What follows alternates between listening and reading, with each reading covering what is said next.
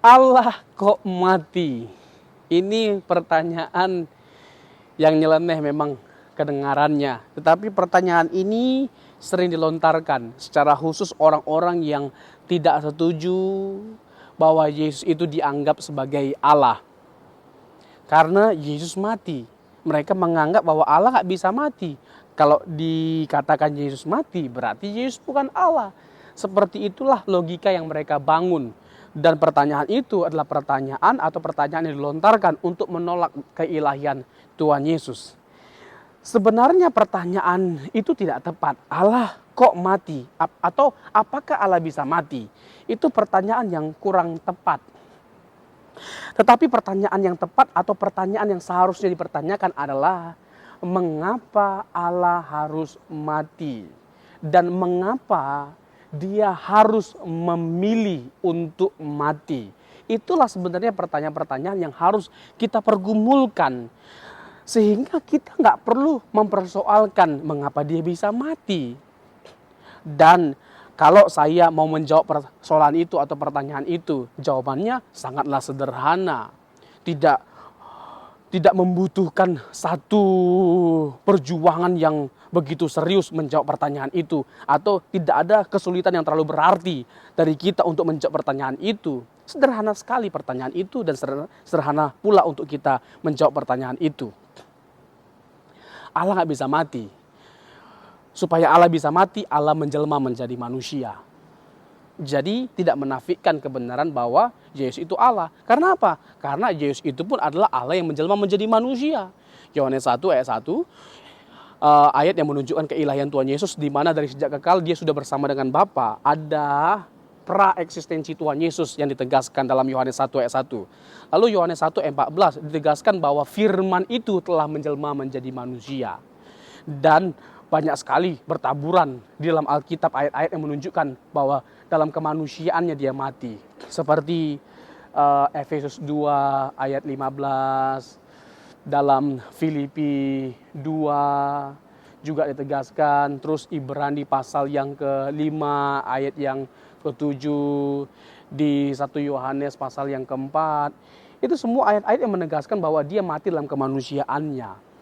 Dan dia adalah Allah. Dia Allah yang menjelma menjadi manusia dan dalam keadaan dia sebagai manusia dia mengalami kematian. Supaya dia bisa mati seperti yang saya tegaskan tadi, maka dia harus menjelma menjadi manusia. Nah, pertanyaannya, mengapa dia harus mengalami kematian?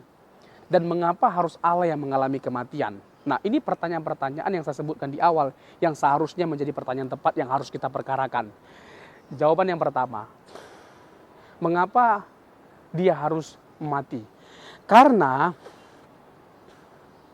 konsekuensi dari kejatuhan manusia dalam dosa adalah manusia mengalami penderitaan atau manusia mengalami kematian. Pada waktu kamu makannya, kamu mati.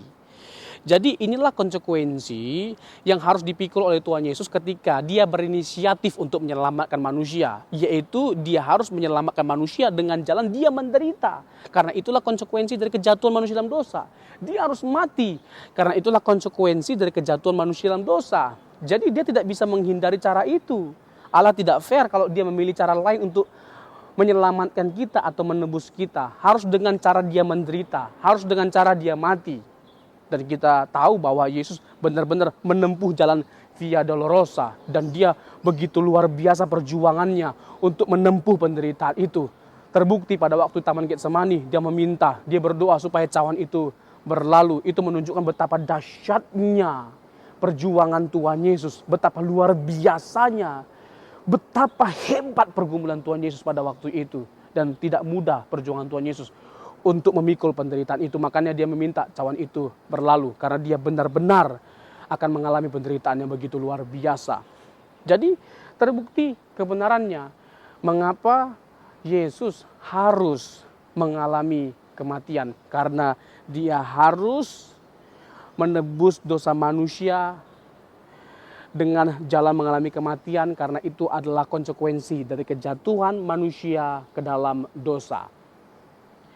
Yang kedua, mengapa harus Allah yang mati? Karena hanya Allah yang bisa menyelamatkan kita. Hanya Allah yang bisa menebus kita. Tidak ada seorang pun yang bisa menyelamatkan dirinya. Tidak ada satu orang pun manusia yang bisa selamat karena usahanya, karena perbuatannya atau upayanya. Sehingga maka Allah sendirilah yang harus menyelamatkan manusia. Dan ini sejalan dengan pertanyaan yang pertama tadi. Ini satu paket, satu kesatuan yang nggak bisa dipisahkan. Bahwa hanya Allah yang bisa menyelamatkan kita, dan hanya Allah yang bisa menyelamatkan kita itu harus memilih menyelamatkan kita dengan jalan mengalami kematian. Hanya Allah yang bisa menyelamatkan kita. Makanya dia datang ke dunia ini. Tidak ada seorang pun yang bisa menyelamatkan kita selain Tuhan Yesus sendiri. Dia adalah Tuhan. Tidak sah kalau bukan Tuhan yang menyelamatkan kita. Kalau Yesus tidak dipahami, diyakini, dipercaya sebagai Tuhan, maka tidak sah keselamatan yang dia kerjakan dalam kehidupan kita. Karena harus Tuhan yang menyelamatkan kita. Dan dari sejak awal, Tuhan sudah menegaskan. Kejadian 3 ayat 15. Itu merupakan ayat yang disebut dengan proto-evangelium. Istilah yang dicetuskan oleh seorang bapak gereja yang bernama Irenaeus. Proto-evangelium. Kejadian 3 ayat 15. Di mana Tuhan berjanji atau berinisiatif untuk menyelamatkan manusia dengan menurunkan Mesias yang akan menghancurkan pekerjaan iblis.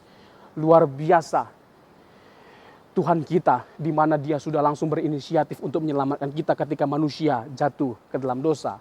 Jadi sangatlah sederhana untuk kita menjawab persoalan mengenai mengapa Allah bisa mati. Kok Allah mati? Karena memang dia harus mengalami kematian untuk bisa menyelamatkan atau menebus kita. Karena itulah satu-satunya cara yang harus ditempuh oleh Allah ketika dia berinisiatif untuk menyelamatkan kita. Karena upah dosa ialah maut, makanya dia mengalami maut. Tetapi dia telah mengalami maut dengan dia mengalami kebangkitan.